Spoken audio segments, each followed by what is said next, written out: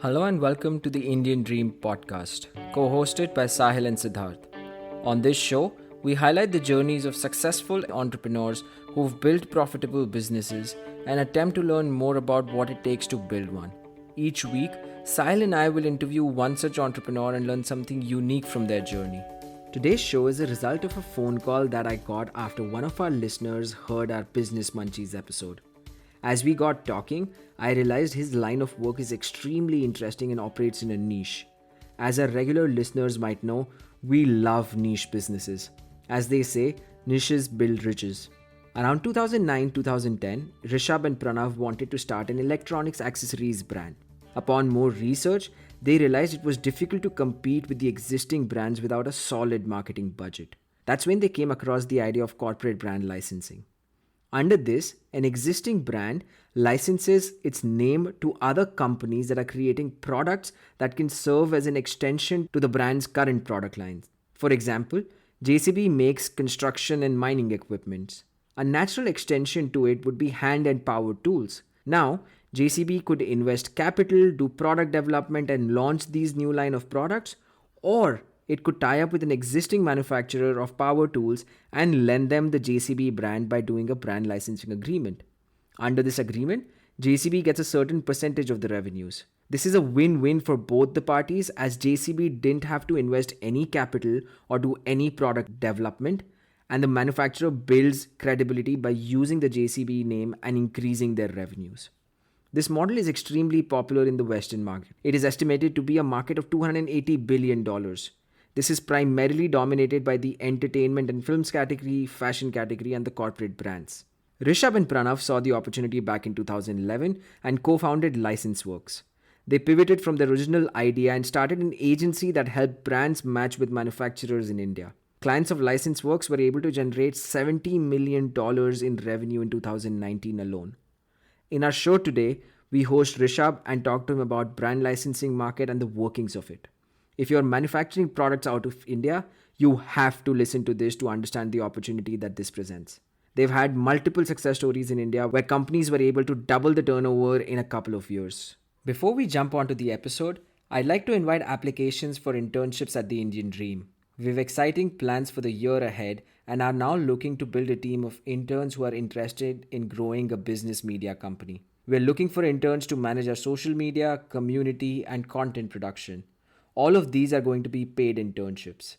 We don't care where you studied at or what your degree is, as long as you are interested in learning more about building profitable businesses in India and are open to learning new things. So, if you're interested, drop us an email at theindiandream20@gmail.com or text us from the link in the show notes. With that, let's jump into the episode and learn more about the world of brand licensing. Thank you so much for joining us today, Rishabh.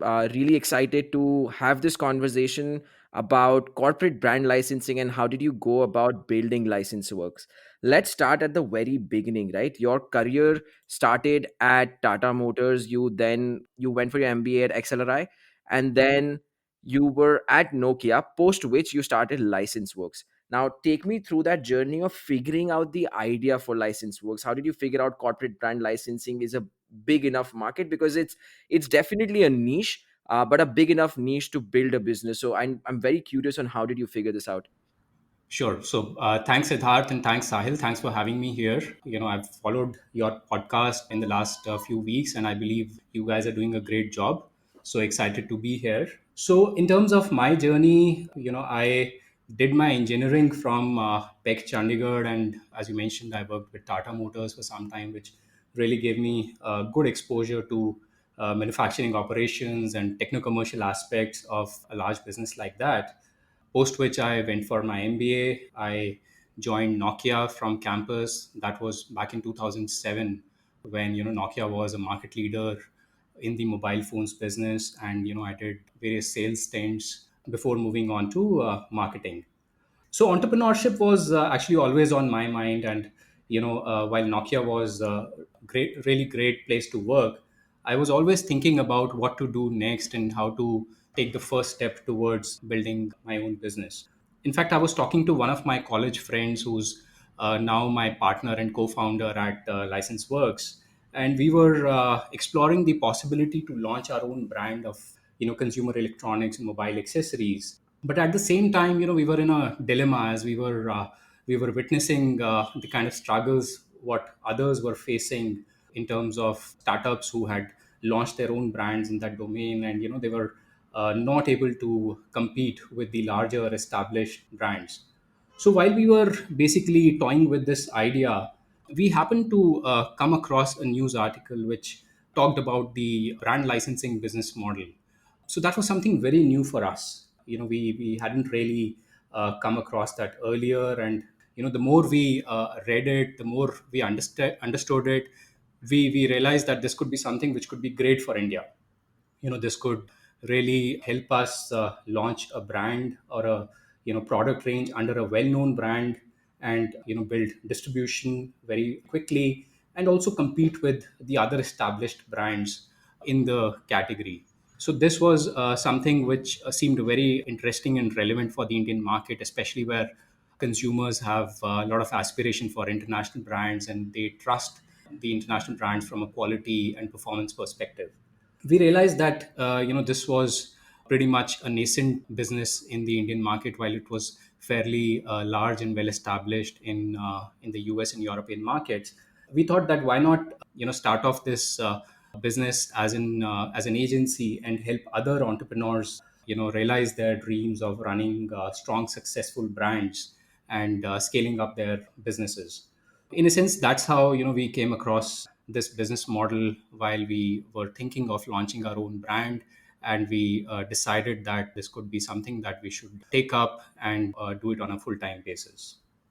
This whole concept relies on you reaching out to these big brands who will then want to expand into other product categories.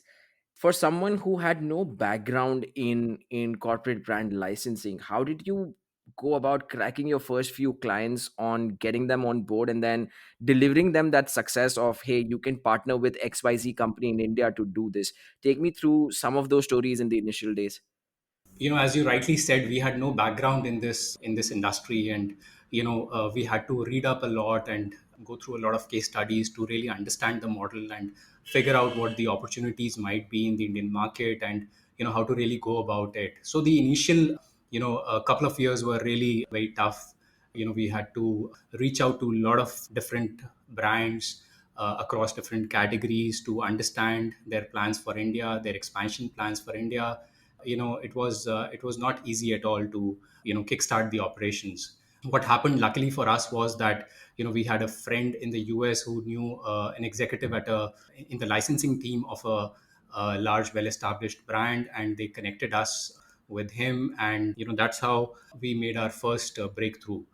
They were willing to sort of explore this opportunity of India at that time probably wasn't on the radar of a lot of these large licensing businesses. That's when we started off our first project. One of the very first partnerships that we did, incidentally, let me give you that example, was for the motorbike brand Ducati. So Ducati at that time was planning to ramp up their business in India. They had a small distribution business wherein a distribution partner was importing their bikes, and Ducati was thinking about the next steps to scale up the distribution and brand awareness in the country. We got introduced to them and toyed with various brand extension ideas, and one of the opportunities we discussed was launching Ducati branded watches. For that, we approached some of the larger Indian companies in the business of watches, and Titan got interested in that idea. Titan is a legacy brand, and they're a market leader, but at the same time they've not been able to crack the premium end of the market or cater to the youth as much as they would have wanted, and they thought that this kind of collaboration would be great for the brand. It would really help them launch some premium models with high specs, and also pull in more youngsters to their stores. So that was our first project that we did for Ducati, and it was a big success. Ducati and Titan teams worked together on designing the product range and Titan team in India did a great job of amplifying the product launch. It was a big success for them. From a business model perspective, is this a success fee model where once the partnership goes through you get paid, or is it more of a consulting where you're actively working with the brand trying to figure out what are the different product extensions and then talking to different partners? It's more of an ongoing model wherein we help the brands extend into new categories and also manage the business on an ongoing basis in terms of facilitating product approvals, marketing approvals, launch plans, business reviews, etc. So we are typically we act like the local licensing office for these large international brands, and we work with their global teams which manage their international licensing business. And how, what were some of the inflection points along the journey, right after the first client? What I do know is, from what I read, you were able to do 70 to 80 million dollars in the revenue for your brand partners in the last year. So it's been a long journey since then. Take me through some of the inflection points where you were able to up your game. I think one of the interesting deals that we did was that between Blaupunkt and an Indian audio company. So Blaupunkt, as you might know, is a German brand which is known for high quality products, and they've been in India with their car audio products for a fairly long time. So Blaupunkt has a global licensing business, and when we started working with them, we identified the possibility to launch personal audio products in India, which is essentially Blaupunkt headphones and Bluetooth speakers, and even home audio products like soundbars. So we uh, we facilitated a partnership between an Indian company which was running their own brand called Invent and Blaupunkt. And Invent launched Blaupunkt branded products, which was essentially Bluetooth speakers and headphones. And what happened was that within a year they were able to double their business through this partnership. So while Invent, their own brand, was a 5-year-old business, and they had scaled it up brick by brick. But with Blaupunkt, what happened was that within a year they were able to expand their distribution and form strong partnerships with Amazon and Flipkart, and offline retailers like Chroma, and they were able to double their business and achieve a leadership position in this category. They are one of the top three brands in the audio premium audio segment in the country, and this enabled them to compete with the likes of JBL and Sony, which their own brand Invent could not do. So we believe that that was an inflection point in our journey, as that set an example for several other deals. Interesting. Invent was also the company that brought Thomson to India, right? And you facilitated that also. That's correct. So, that's very interesting because, once Invent had, tasted success with this business model, they realized that this was, a great opportunity for them to cater to different consumer needs and, enter new distribution channels. They realized that, they could position and launch another brand differently, and they discussed various possibilities with us, and then we helped them partner with Thomson again to launch audio products in the Indian market. Fantastic. So from a deal perspective, this is not contract manufacturing, right? This is not Blopunk coming to Invent and saying, "Hey, manufacture my products and I take care of everything else." It's an agreement where there's a healthy revenue share for the license that Invent is getting of Blopunk, and Invent is doing all the on ground operations, manufacturing, distribution, all of that, right? That's correct. So, in a way, the Indian partner is responsible for product design, development, sourcing, marketing, and sales. So, it's like running a second brand, but with full support from the brand owner. The teams from the global brands headquarter. They would be design team and engineering team and marketing teams. All those team members would be working very closely with the Indian company and their team members to together build this program and to make sure that the products which are launched meet the brand promise, and they're able to adhere to the quality standards which consumers come to expect of a brand So, like that. Rishabh, I just have a question about this. My family has been into manufacturing for, I think, 75 years now. Like, we are thorough manufacturers, it runs in my blood.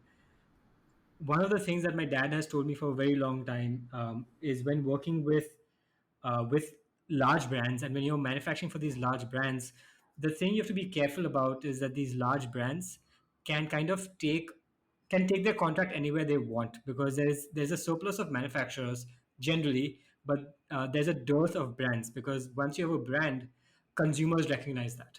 So from your perspective, how long do these contracts usually last? Inventors doing the manufacturing, they're doing the marketing, etc., etc.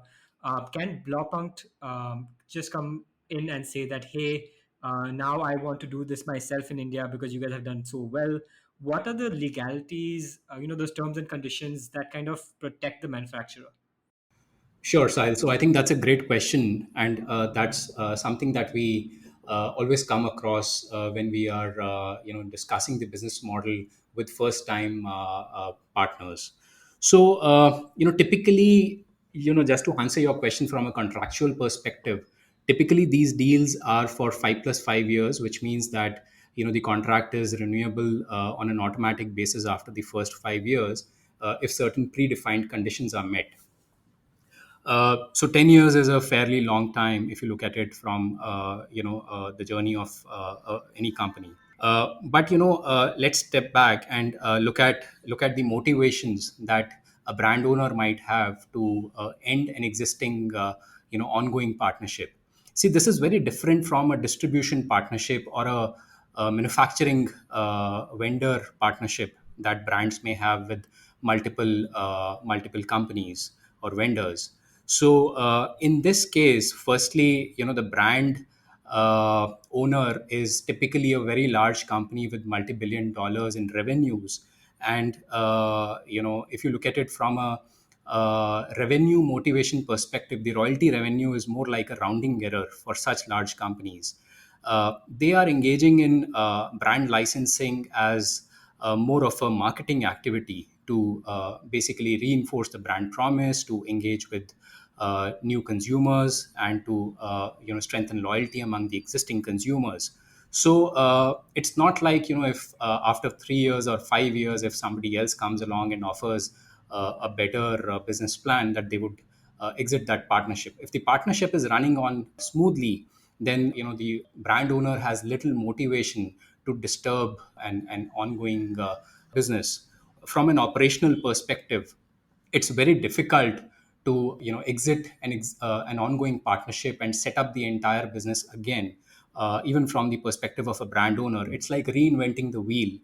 It would typically take the first 1 or 2 years just to align the partner on the brand DNA, to help them understand how to interpret that brand value into products, to make them adhere to the quality standards, and to build up distribution for the new product range. If after 5 years or 10 years, if you are terminating an ongoing partnership, you will have to build that business from scratch again with a new partner.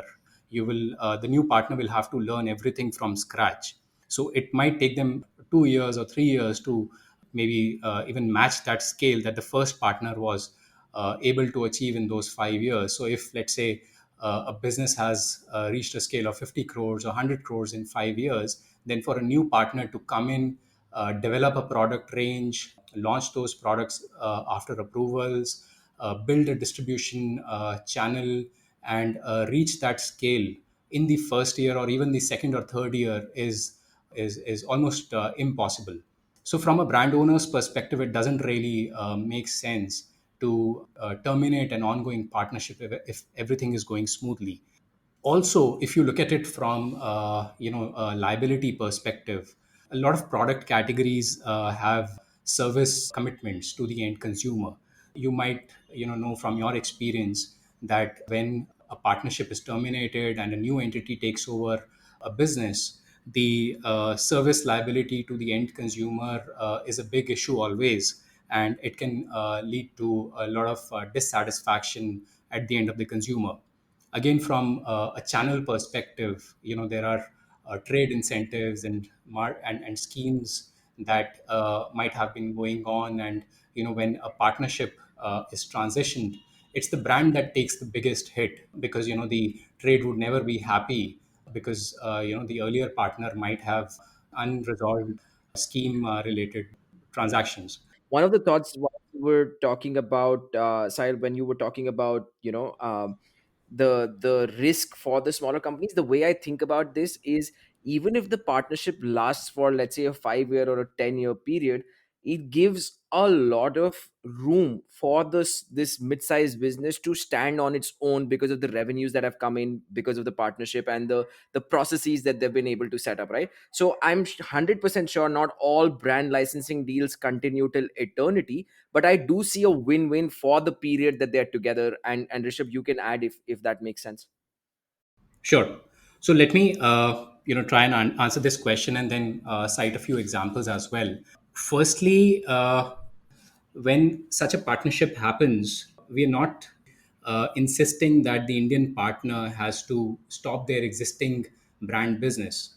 In fact, in almost all the cases, they continue with their own brand business, and they launch the second brand to sort of meet a different consumer need or a market need. So, both the businesses can coexist as long as they do not cannibalize each other. Also, when you talk about it from a brand owner's perspective, whenever they decide to license out a category, typically these are non-core categories that they do not want to get into themselves. So such decisions are taken at the board level, that what categories are core, where they want to play themselves, and what are non-core categories where brand extension through licensing is something that they want to do on a global basis. From that perspective, such a risk is very low in a business like this, where you're not playing in the core category of the brand owner. Let's look at some of the reasons why entrepreneurs have done such partnerships in the past. One of the reasons that we have come across is when companies want to target a different consumer segment, when they are already playing in a certain price band, and they see brand licensing as a great opportunity to play in a different segment. So Bajaj Electricals is a classic example. They're a market leader in the small appliances business. They have their own value for money brand, which is Bajaj. And a few years back, they realized that with rising incomes and aspirations, premiumization is happening all along, and consumers are looking for international brands which come with better specs and premium look and feel. So they realized that premium category is growing at a faster pace than the overall category itself. Bajaj was losing out to international brands like Philips, Panasonic, Kenwood, etc. That is when they were looking at solutions for this, and they came across the brand licensing business model. They explored it, and they partnered with a British brand, Morphy Richards. This was back in 2002. This partnership has been very successful for Bajaj. They have been able to play and position this against Philips and Panasonic, capture a large pie of the premium segment of the market. They have, in fact, renewed their agreement with Morphy Richards several times. The last renewal happened in 2017. Out of roughly 1,000 crores of revenue that Bajaj Electricals generates from the appliances business, almost 200 to 250 crores is contributed by the Morphy Richards brand. And that is definitely a much more profitable business venture for them, because these are premium products. This opportunity allowed Bajaj to enter new retail outlets where Bajaj as a brand was not able to penetrate. It allowed them to cater to a different consumer segment, and it also enabled them to expand to some international markets, because they have the license for the SAARC countries for the Morphy Richards brand. As a listed company, this partnership for Bajaj has been very successful, and it has added value to their balance sheet for sure. Okay, so in a agreement like this, is there also a technology transfer that happens? In a lot of cases where the brand owner is doing the business themselves, they do lend support in terms of product development. But at the same time, even if they're not doing a business themselves, you have to understand that these are fairly large companies which have a lot of expertise in terms of design and engineering and quality, and their teams anyways work with the local partners to develop the new products and to ensure that the products that they launch eventually meet the requirements and the quality standards, and they are true to the brand. Okay. And how would the economics of something like this work? Is there one from an investment perspective? Will the brand also invest some money to get things started, or the investment is the one who's licensing the brand?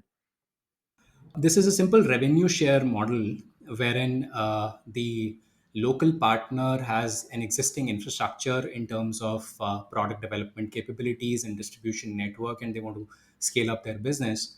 They simply run the business like their second brand. They are responsible for the P&L, and they pass on a small revenue share or royalty to the brand owner. So any marketing efforts that are required, which are typically much lower than when you are building a new brand, are taken care of by the local partner.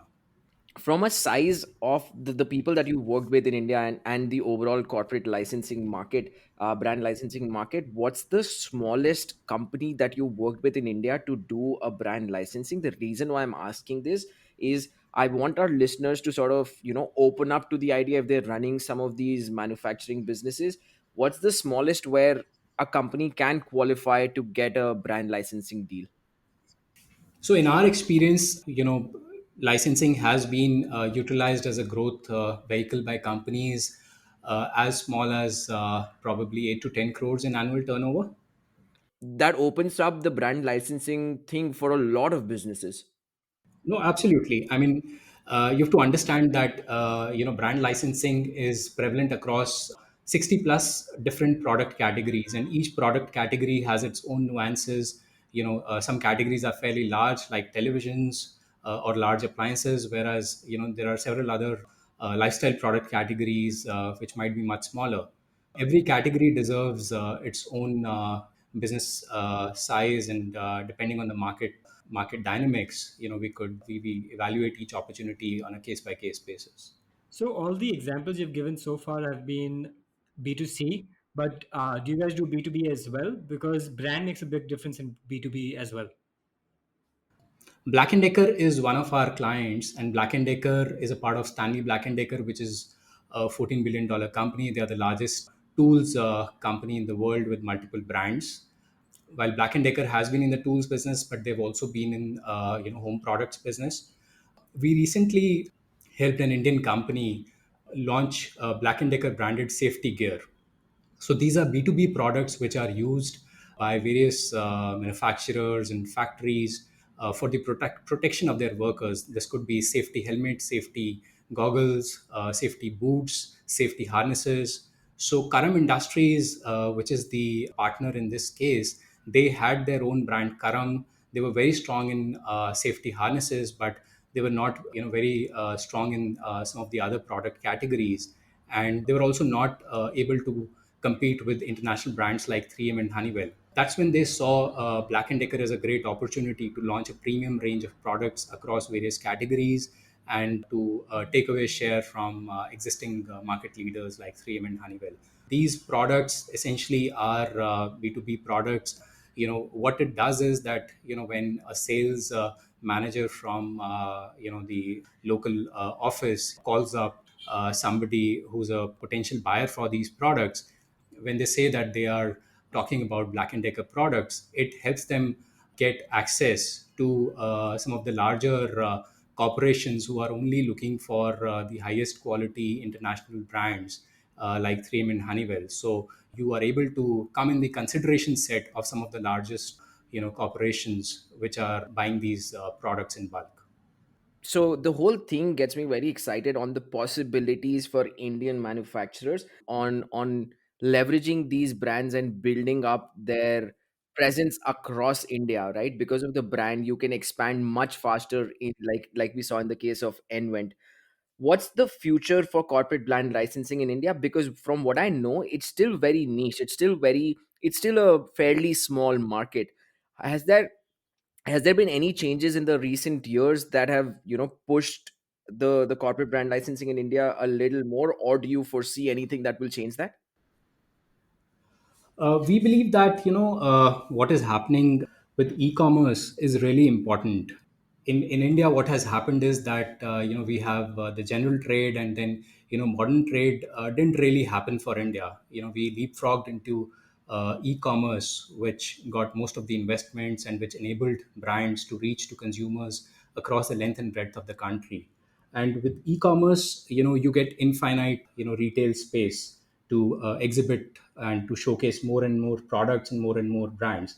So that is a great opportunity for entrepreneurs and companies to launch their brands and to capture a share of the market in which they operate.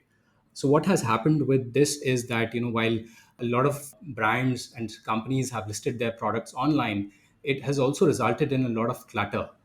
And in any category that you might look at on Amazon or Flipkart or Myntra, you would see that there are hundreds of brands, which are competing against each other. In such a scenario, brand licensing could be a great tool for companies to launch their products, to differentiate against some of the unknown labels, and to capture a sizable pie of the market. In fact, there have been cases where by acquiring rights to these international brands, manufacturers have got good commitments from these retailers that they would support these partners in terms of launch and marketing and sales. And if they were to, let's say, forge some sort of exclusivity agreements with these retailers. So we believe that e-commerce is a big opportunity for entrepreneurs in today's day and age. And in order to break the clutter, licensing a strong brand name which is well known to the consumer, consumers trust that brand, is a great way to take away share from the existing players in that category and to create a sizable business. One of our partners is a company based in Noida, which has been manufacturing televisions for other brands. We helped them partner with the French brand Thomson for televisions. This actually proved to be a turning point for this company, because when they discussed with various retailers, Flipkart got very interested in this opportunity. Flipkart at that time was focusing more and more on the electronics business. They had already been very successful with the mobile phones category by forging strategic tie-ups with various brands in the mobiles category, and they saw that televisions would be the next biggest growth vehicle for them on their platform. That is when the Thomson opportunity came along. This licensee, the Indian partner, spoke to Flipkart team. They were very excited about this, and they supported the partner full hog. And as a result of this, within the first 18 months, Thomson Televisions was launched on Flipkart, and it became one of the top three brands in the e-commerce business in India. This manufacturer was able to expand their capacity by almost six times due to the virtue of this partnership. In a way, they were able to grow their business without any dependence on other customers or other brands to which they were probably supplying their products earlier at very low margins. This is an example of how companies can really utilize this model to break through the e-commerce channel. Yeah. So Rishabh, tell me about this Noida brand. What was it before the licensing partnership, and what happened to it after that? Sure. So this company was basically doing roughly 100 to 150 crores in annual turnover. And after acquiring the Thomson televisions, it was a huge success for them. They had a strategic tie-up with Flipkart, and it became a number three brand in the online television category within 18 months of launch. So right now, this company is doing roughly 450 crores in annual sales, and just the Thomson business is almost 65% of their overall business. while they continue to do manufacturing and assembly for some of the other brands. But licensing is something which has been very successful for them, and now they have multiple brands in their portfolio for different categories. They've got Thomson, Kodak, and White Westinghouse licenses for televisions and appliances under for the Indian market.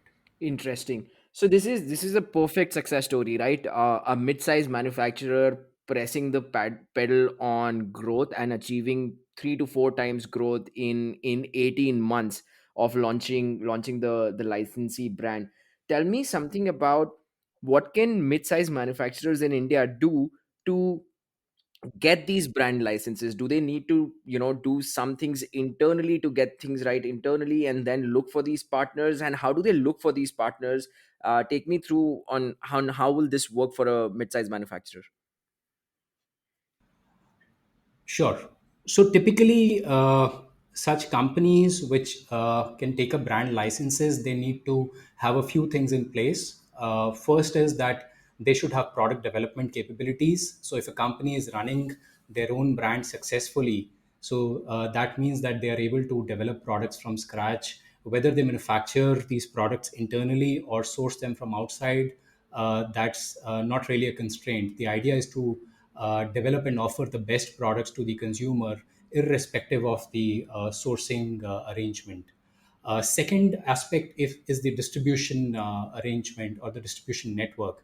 So the companies that we typically partner with are people who've already established a distribution network, whether it is online or offline or a mix of both. Uh, a good example would be somebody who's, let's say, based in North India and has a distribution network in north and west parts of the country, but they are not able to expand beyond these regions. And when they partner with a large, well-known brand, it enables them to expand their distribution pan India through the power of this brand. Uh, this is going to sound a little stupid, maybe a little petty, but so my wife is into branding, and she's like a branding expert, and we have a lot of discussions about this. And one of the discussions that we have a lot is that Indian companies, especially Indian mid-sized companies, are really bad when it comes to branding their own company. Like a lot of Indian mid-sized companies will not be consistent of the branding and the marketing and the brand communications across various medium, like the way the brand is coming across on your Facebook or your Instagram or on hoardings or wherever else, it's not consistent.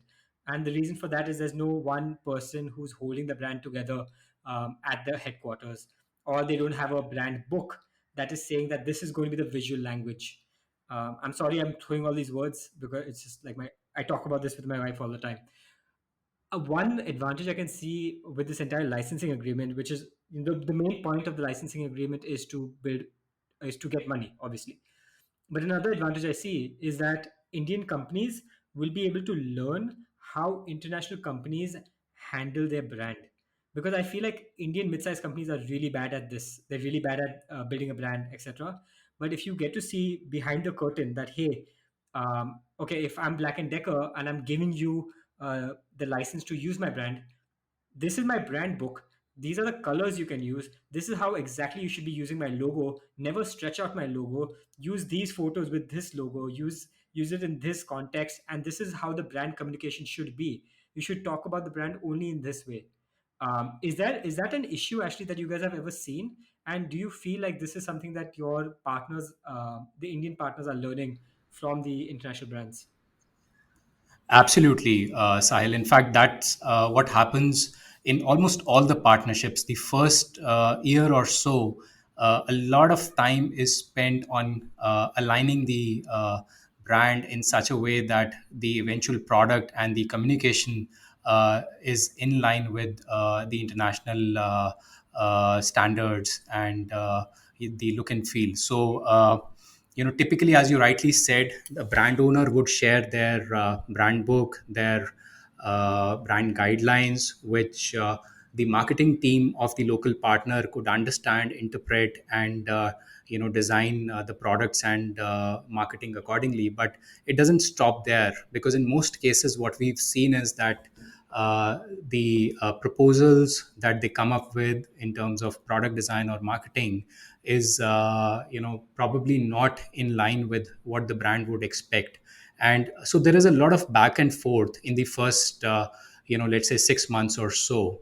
And it would typically take at least 6 to 12 months for the first products to come out, and a lot of that time is spent in product development, marketing collateral development, and where the brand team works very closely with the local partners team to ensure that they understand how to interpret the brand guidelines and how to ensure that the eventual product in marketing looks like it is coming from the same brand. So from a learning perspective, this is a great opportunity.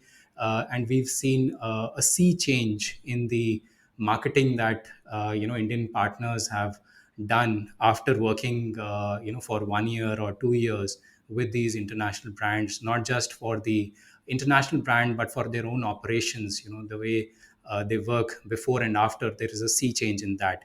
In fact, another thing that we've noticed is that when you are working with under such brands, you are also able to hire much better people in your team, because when you are hiring for a strong, well-known global brand, you are likely to attract better talent for your company, which can probably be a big challenge for a lot of smaller companies. That's such a good point. I hadn't thought about that. And you're right. When it comes to these brands being associated, people would likely get attracted to working there rather than an unknown brand out of India.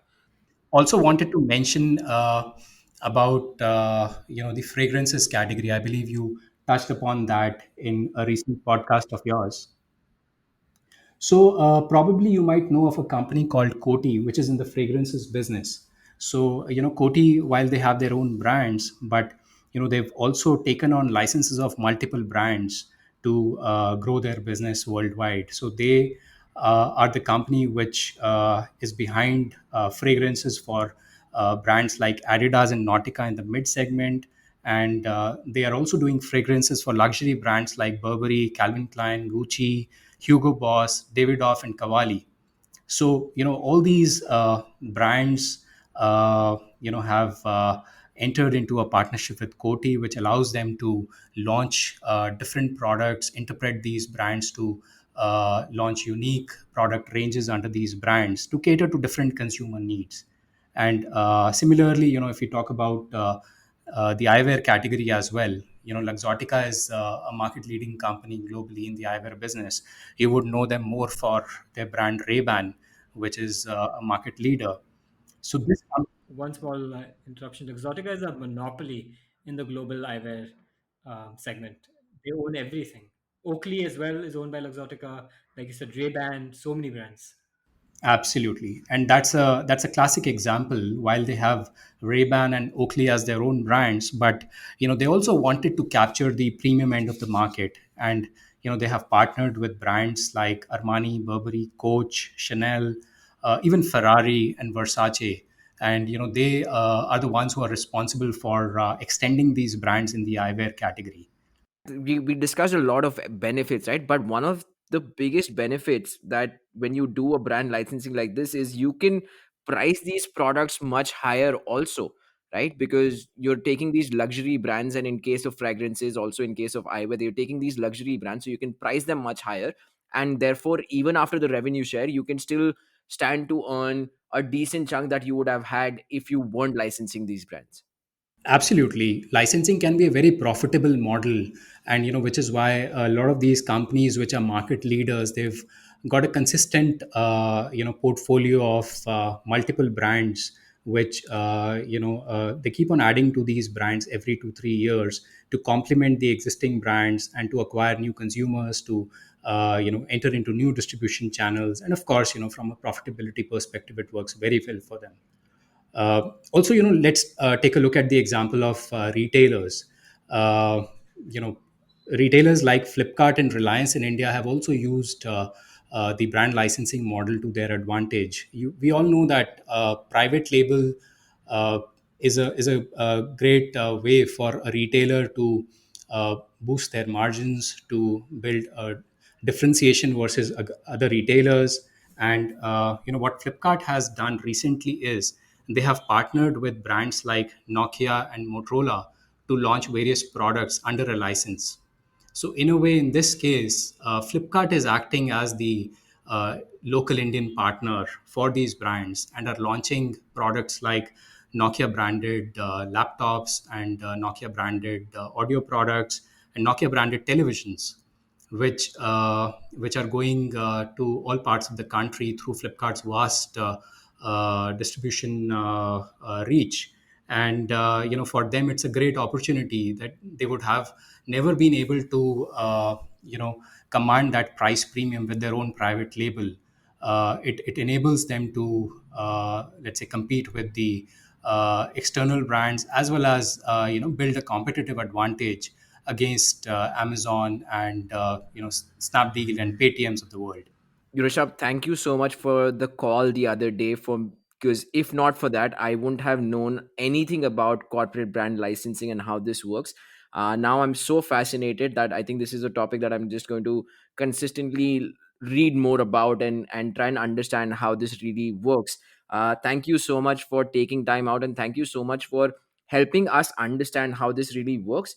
I would request, I'm going to put your email address as part of the show notes so that listeners who maybe run some of these mid-sized companies, if they're looking for anything around corporate brand licensing, they will reach out to you. I hope that's okay.